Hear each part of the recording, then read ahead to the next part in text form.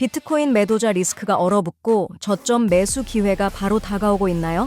미실현 손익 지표의 중추선이 긴급 상황, 매매 전환점이 나타날 수 있을까? 비트코인이 두 번째로 6만 달러를 하회, 시장 폭락의 원흉은 어디에 있을까요? 미 연준의 금리 인하 시점이 아직도 불확실하며 파월도 늑대가 왔다 놀이에 빠졌습니다. I'm not going to be landing on any specific dates here today. 시장은 이더리움 ETF가 다음 주에 상장될 것으로 예상하며 발행사들이 여러 가지 수법으로 서둘러 준비 중입니다. 24시간 재무 비밀번호를 소유하며 부자가 되는 길을 함께 나아가 봅시다. 7월 4일 목요일 비트코인TV 한국어 채널 마이클입니다. 먼저 딥코인이 후원하는 코인마켓의 최신 24시간 데이터를 살펴보겠습니다. 어젯밤 비트코인은 다시 6,000전 달러 지지선을 돌파하며 최저치인 507,800달러까지 하락했지만 508,000달러 지지선을 효과적으로 돌파하지는 못했습니다. 현재 비트코인 매도자 위험 비율은 0.1% 미만으로 0.0889%에 이르렀습니다. 이는 시장의 매도 감정이 최저치에 달했음을 나타내며 투자자의 매도 감정이 감소하고 바닥 매수 감정이 균형을 이룰 가능성이 큽니다. 매도자 위험 비율이 0.75%에 도달하면 시장 가격이 과도하게 평가된 것을 의미하며 투자자의 당위 이익 실현 매도 감정이 크게 증가할 수 있습니다. 따라서 현재 상황에서는 단기적으로 시장이 소규모 바닥 매수 감정으로 매도자 감정을 상쇄할 것으로 예상되며 비트코인 가격이 소규모로 지원받을 것입니다. 현재 다수의 체인 지표에 따르면 비트코인 가격은 약화 징후를 보이고 있습니다. 먼저 장기 보유자 인플레이션 비율이 임계점에 근접하고 있으며 비트코인 장기 보유자의 LTH 인플레이션 비율이 꾸준히 상승하면서 2.0의 임계값에 접근하고 있습니다. 이는 일반적으로 시장 주기에서 정상에 도달할 가능성이 높다는 신호이며 현재 값은 1.9로 시장 압력이 증가했음을 나타냅니다. 동시에 7차 10년간 보유한 비트코인의 이동량, 즉 체인상의 이체수가 급증하면서 많은 양의 비트코인이 체인상에서 이전되고 있습니다. 데이터에 따르면 5월 28일에는 138,000개의 비트코인이 이전되었으며 이러한 행위는 판매로 이어질 가능성이 있어 시장의 판매 압력은 여전히 경계해야 합니다. 우리는 또한 다른 전환점에 도달한 데이터인 미실현 순손실 NUP를 살펴보겠습니다. 이 데이터는 현재 시장에서 실현되지 않은 이익과 손실의 비율을 매우 명확하게 나타냅니다. UPL 값이 0보다 크면 투자자가 이윤을 실현 중임을 의미하며 현재 NUPL 최신 데이터는 0.4994로 중추선인 0.5에 도달했습니다. 마지막으로 0.5 미만으로 내려갔던 것은 2월이었으며 NUPL이 하락하면 투자자의 불안과 공포 구간으로 진입할 가능성이 높습니다. 현재 시장은 아직 결정적인 위치에 있으며 시장 이익집은 점차 감소하고 시장 감정도 천천히 변화하고 있습니다.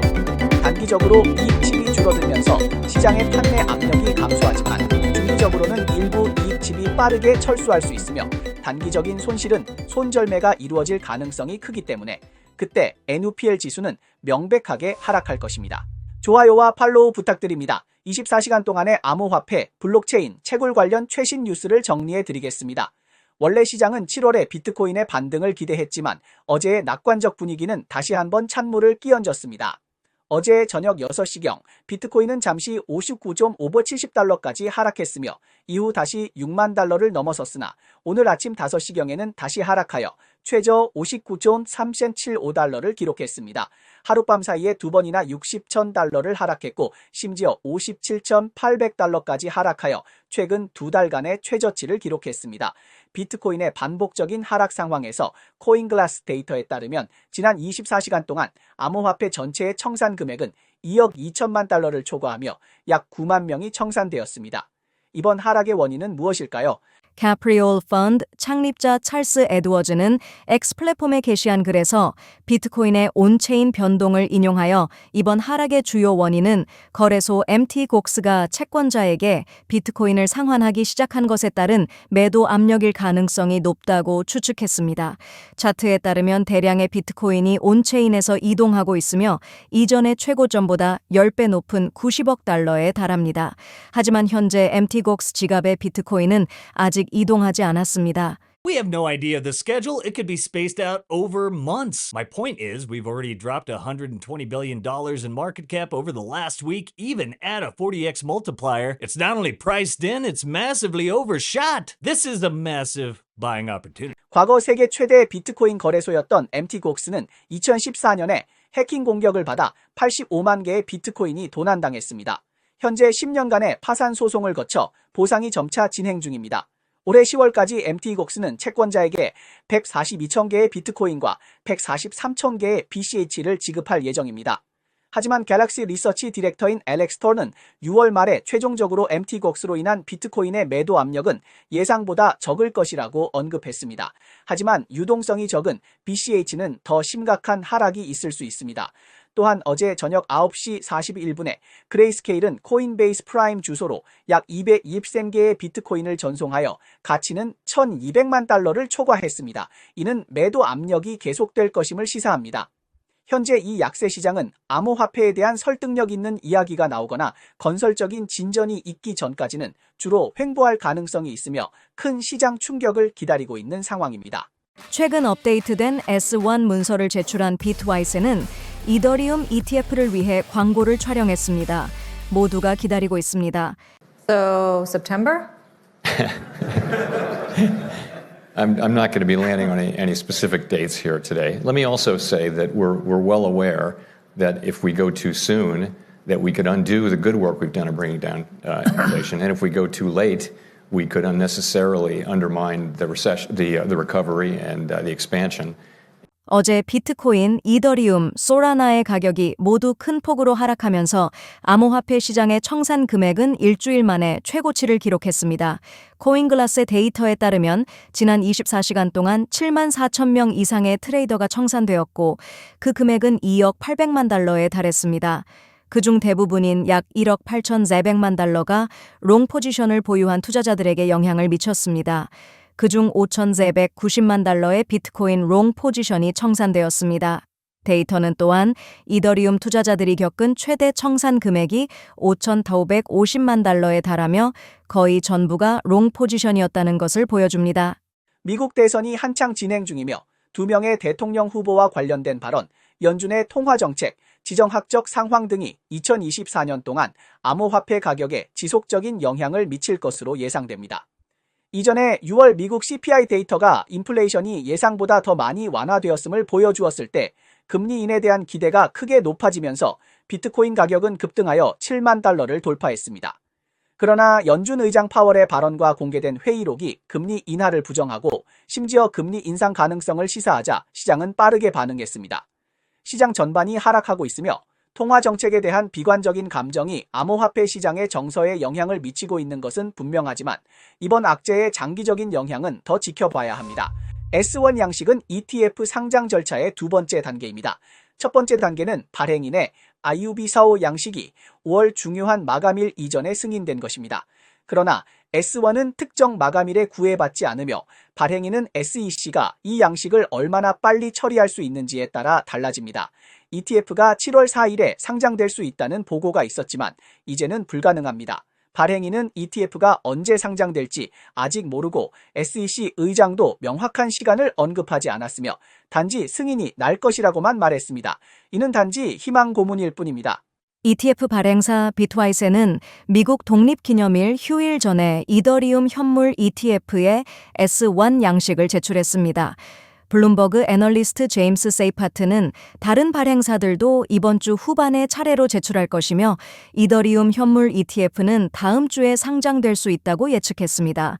제임스는 S1 양식의 마감일이 없기 때문에 이더리움 현물 ETF의 상장 날짜에 대한 자신의 예측에 자신이 없다고 밝혔습니다. 미국 SEC의 심사를 기다리는 동안 비트와이스는 광고 캠페인을 계속 진행했습니다. Big finance. Did you change? What? No. I'm always like this. You want to hang out? When moon, man. 이더리움 ETF의 핵심은 각 기관의 수수료입니다. 이번 비트와이스 업데이트에서 처음 6개월 동안 수수료 면제를 추가했으며 자산 관리 규모가 최대 5억 달러에 이를 수 있지만 그 이후의 수수료는 공개되지 않았습니다. 바넥도 지난주에 이더리움 ETF 수수료 면제를 추가했으며 면제 기간 이후의 수수료는 0.2%입니다. 또 다른 발행사인 프랭클린은 0.19%입니다.